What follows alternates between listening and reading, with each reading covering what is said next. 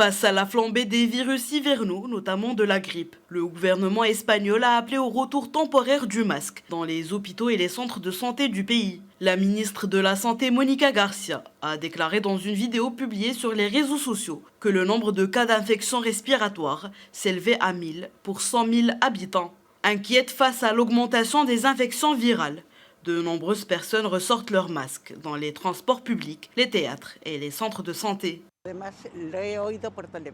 J'ai entendu à la télévision qu'il fallait maintenant porter un masque. Alors même si j'ai été vaccinée contre tout, au cas où, je veux être en sécurité.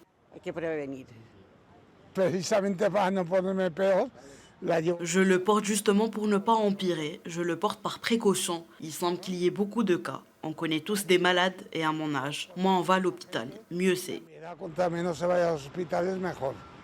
Lundi, une réunion des responsables de la santé en Espagne devait déboucher sur une décision nationale concernant la réintroduction du port du masque. Mais la réunion s'est achevée sans qu'un consensus ait été trouvé. Nous avons discuté et réfléchi en profondeur sur le rôle des masques, en particulier dans les centres de soins de santé et les hôpitaux, pour protéger à la fois les patients et les professionnels. C'est une mesure efficace, une mesure de bon sens, une mesure qui s'appuie sur des preuves scientifiques et qui est bien accueillie par la population.